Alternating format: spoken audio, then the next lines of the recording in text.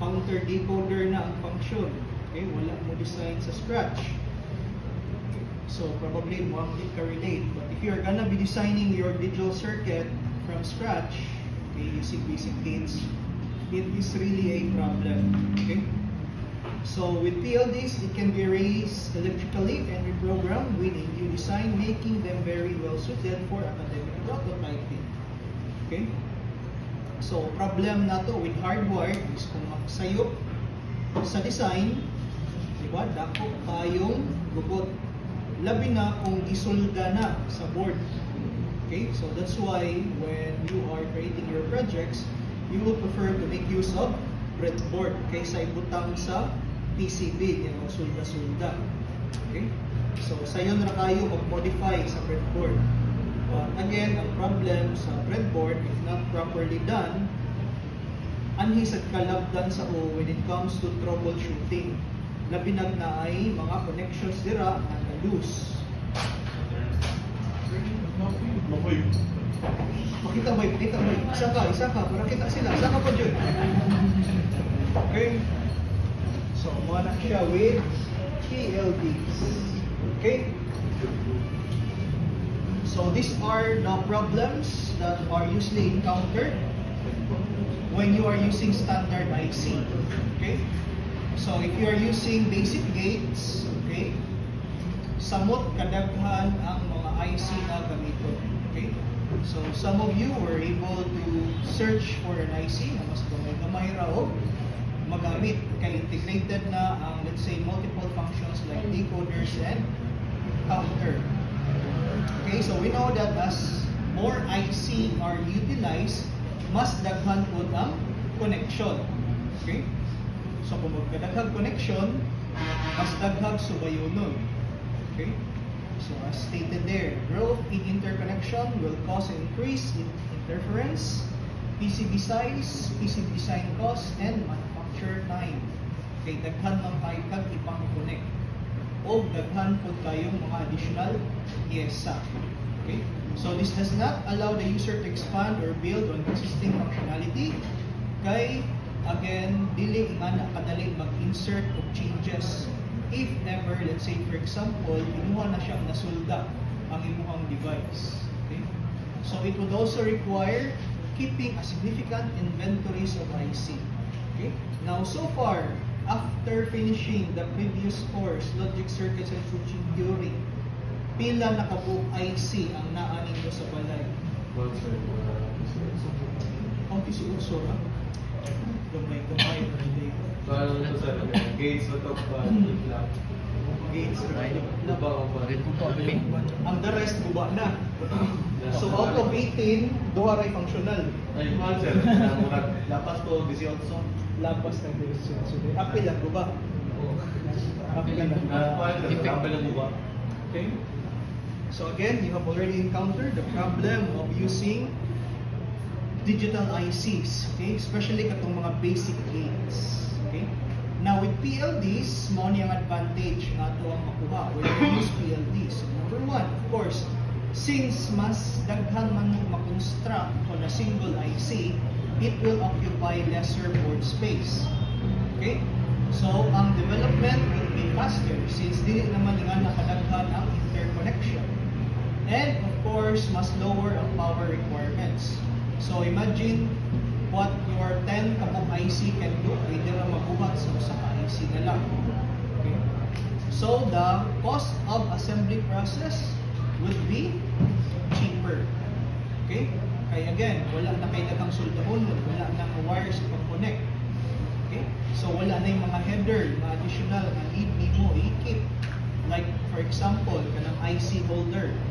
Okay? Wala kayo mo magamit ng IC holder no, sa inyong mga project. Okay, kasagaran breadboard man. But if in case nag-PCB jud mo ato sa IC design, then likely makakamit jud mo ng IC socket. Okay? So mas higher ang reliability with circuits using PLDs because mas gamay ramang IC. So that means if there are IC that would fail, dali na lang siya i-troubleshoot. Okay? So, like For example, during our time, kung maghimog project, dili mo less than 100 IC ang magamit. Okay? So, the availability of inexpensive software used to develop, code, and test are easily available, especially karon download ra jud sa internet. Okay? So, mo na siya guys. Advantages of using PLDs. Okay? So, let's try to review. Okay? Kinsa may ato ang pasulbaron. Okay? So, can we have one here and another one here to simplify to us? Okay, this equation into its equivalent SOP and POS.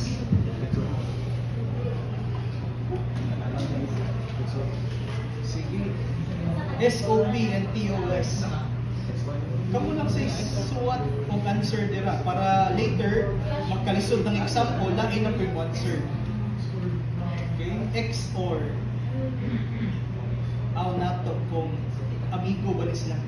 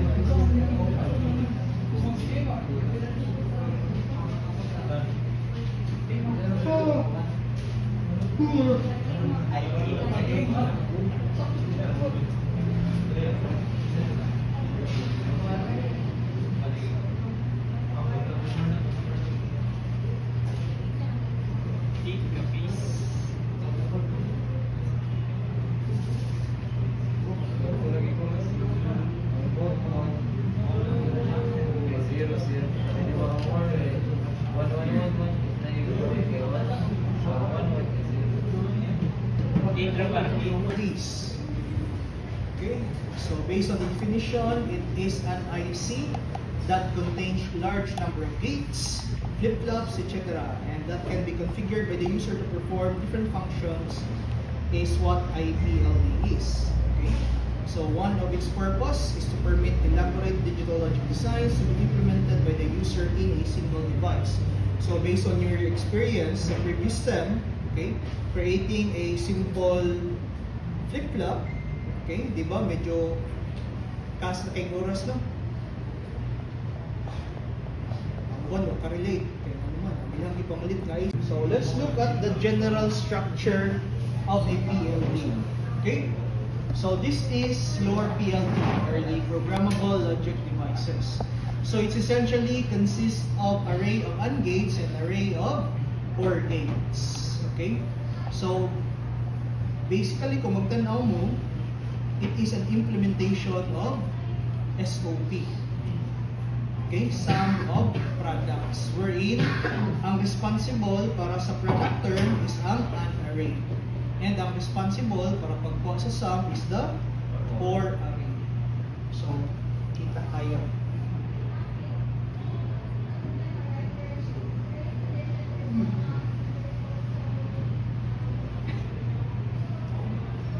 For the PLD notation, okay? So as you can see, kanang symbol sa A, mo na ang PLD notation, o ang iyang logic equivalent is kanang makita ninyo sa ubos. So it's just a representation of buffers and inverter. So imbis na tagsaan sila linya, di ba? When you see buffer, triangle naman dito siya. Na input, output. Yung na inverter, mo na bubble sa output side. So it could be represented and PLD using a single triangle and a bubble. Okay. So, para na pasabot na niya buffer and inverter. Okay? So, this is the representation in PLD. Kanang sa P, array logic symbol for your AND array and OR array. So, multiple inputs. As you can see in the example, na lima ka-input si AND, na lima ka-input sa OR. So to simplify that, single line lang ang gigamit para sa input, but there are this perpendicular line crossing to that input line. Okay? Kung 9x, pasabutan na connected ni siya ng mga linya as an input to your or array or an array. Okay? So internally, ing-ana ang iyahang hardware. Okay? This is just a representation of what is inside. Okay? So makakita mo ato nga naay overlapping sa mga inputs and another line. Okay? Then we have this, kaning itawag nato nga fusible links, which is kung ganahan kay program, ang buhaton lang nimo is to blow up those fuses. Okay? So by default, ang kaning mga linya are connected with each other. So during programming, you blow up that fuse. Okay? So what will blowing that fuse do? So let us look at this one. So let's say sa input sa imong AND gate, upat ka buo. And kanang fuse dira guys, those are the programmable fuse links nga pwede nimo pabuton. So in A, you have a product term, A, B, C, D. On B, you still have a product term. Pero, duha na lang ang variable B and C. Are they equal? Are they equal? No. Obviously no, dili. Si A, B, C, D, kung imuhan ng subayon sa truth table, only represents one minterm. Pero, kana si BC, pila man na ka-minterm sa truth table ang natok nakasabot ba? Okay, mapping. Okay? Pila na kabog i-represent ni BC sa truth table? Pila ka-minterm? Ay, usara dito siguro yung pasak sa chika nga sir. Okay? So, pila man? Yun sa na pagkalibaw. Upat daw, dire. Dito, duha. Nagiging mo sa dire, usa. Asa may tuhuan nato. Okay? Sige, kinsay usa. Isang kamot. Usa, duha, tulo. Kinsay gaingon og duha. Usa. Kinsay gaingon og upat. Usa rapon. Unsa man? Apil ka wala. Wala usa ra jud diay. Kinsay nagingon walo. Bisag na yung walo. Okay. Guys, in key mapping, kung naamoy upat ka literal, niya duha na lay mabilin, pila man na kabugwans ang inyong igrupo sa K-map.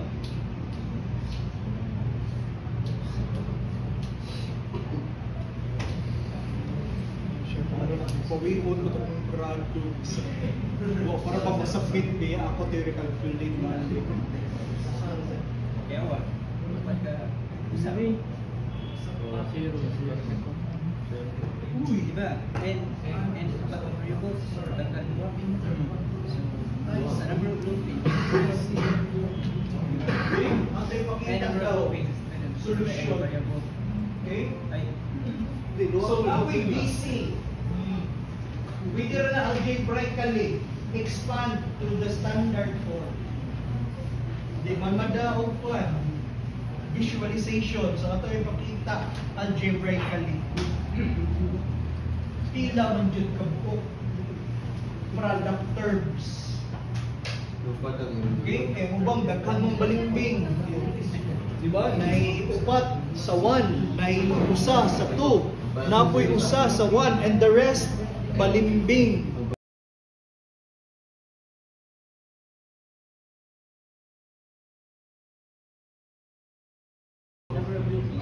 Oh, sige. Pwede na.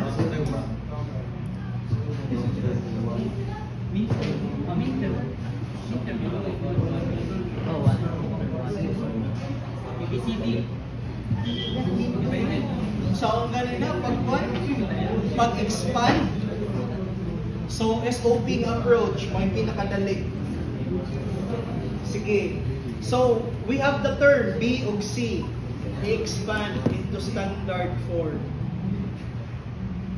Standard. Or ano na yung concept? Ano?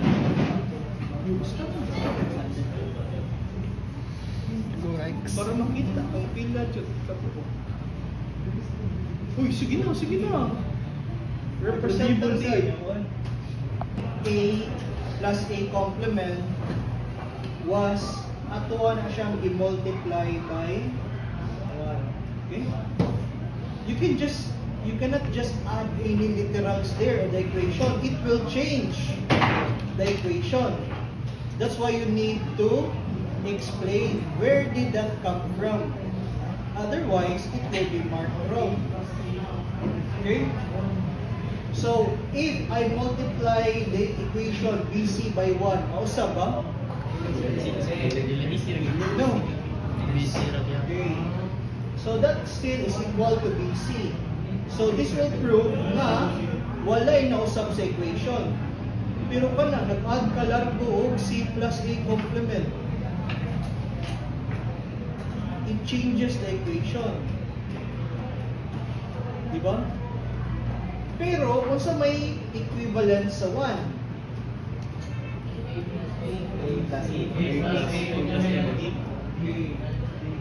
so, mana ang reason na nag-multiply ka o A plus A complement.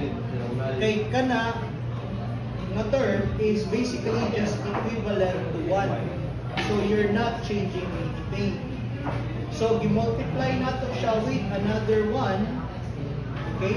Since nakuha naman nato ang A, kani will be representing D. So we will only multiply those literals na wala sa imong original na lineup of literals para makompleto. And of course, the rest nakita na ninyo sa board. Okay? Unya, for those that have forgotten about truth tables and K-mapping, okay? So reverse engineering.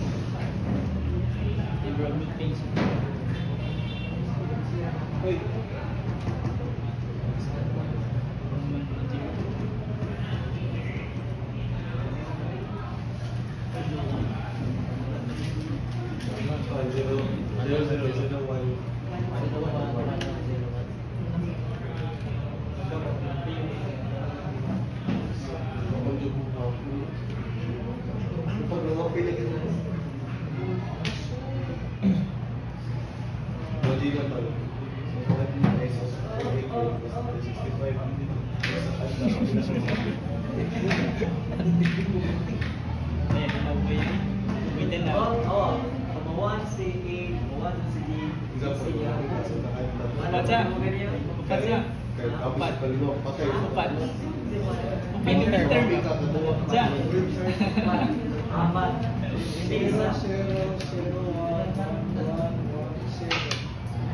Assuming this is A, B, and C, and D. So, if you're gonna be mapping this in a K-map, asa na nato makit-an CBC? 1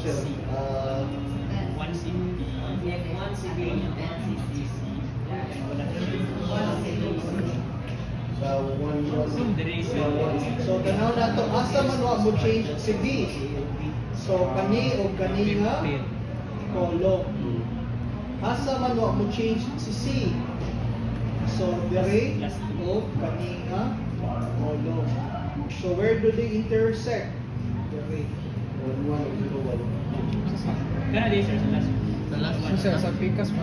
Sa season. Kani B. Ang C sir, no? Usap mo sir. Dili na sa last. Ang mo yung dapat. Sa buka ni mo. Uy, nawala. Kaya sir, kaya yung wireless.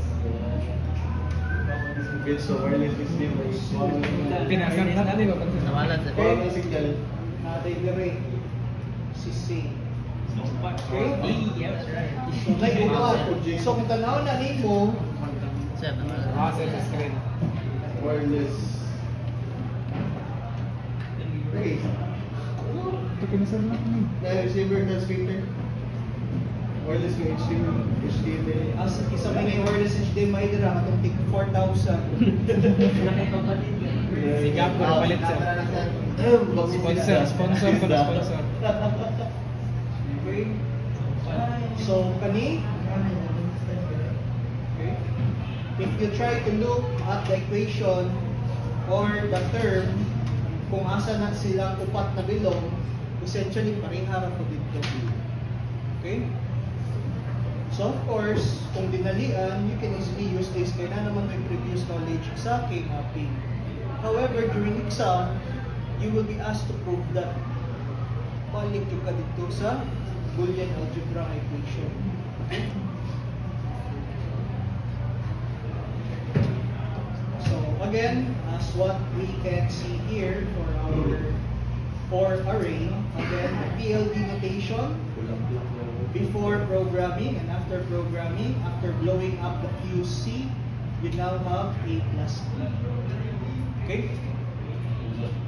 Unya, kung POS na expression, expand ninyo. Kung sa may ato ang i-add na. Kung sa SOP nag-multiply ta og 1 without changing the original, the rate plus ka og 0. And what is 0? So, mo na tong kung sa may using C. So, C times C complement. Then you apply katong gigamit kanina nga expansion theorem. Okay. So again, this is the PLD notation for the AND array. So here is another representation for the PLD notation connecting all the inputs. So it can also be represented with a single X mark. X mark inside the AND gate, inside the OR gate. Okay? So kung X gani, or cross ang gigamit, masabutan na programmable. Pero kung ang gigamit is that, it's fixed. It cannot be modified. Okay? OTP na sa OTP. OTP. Kanina tayo, one time raman siya. Okay? Base sa ito ang explain. But of course, na yung mga PLDs na pwede radio direct programmable. Okay? But the one that we're discussing, one time run is zero. Okay, once mabuto, there's no way of putting it back. Okay? So again, this is just a representation in PLD notation ng mga few strings. Okay? So, when talking about PLDs, okay, klase-klase pa na sila. Na SPLDs o na apoy HCPLD. Okay? So, ano ang mga lingaw nga part ng discussion, guys? Okay? So, moving fast, Generic. sa SPLD, halos pare-pareha na siya ang mga example na bihatag dira. Ang lahi, clearly, is ang sa mga HCPLD. Okay? Lahi technology ang gigamit. Okay? So we will be starting our discussion po, or rather, na yung mga designing here with SPLD. Okay? So there is this summary of how your SPLD works based on the PLD notation na ito ang i-tackle later. Okay? So take note na lang, you have the PROM. Ang AND array is fixed, ang OR array may programmable. Ang PLA, both the AND array and the OR array are programmable. Ang PAL o ang GAL, only the AND array is programmable, ang OR array is fixed. So GAL is essentially a direct replacement to PAL. Okay? So, next meeting, we will start our discussion about ROMs. Okay? So, na naman tayo idea, what is the use of a ROM in a computer system? O kung sa'y gamit niya gani? Store Non-volatile. non-volatile data. So, ato nang i-demonstrate diri guys, how you can create your own ROM with the help of diodes and decoders. Okay? So, para makita ninyo kung sa may gamit anang data bus o kung sa may gamit anang address bus nga ito ang i-connect sa atong ROM. Okay? Okay, so for now, sa class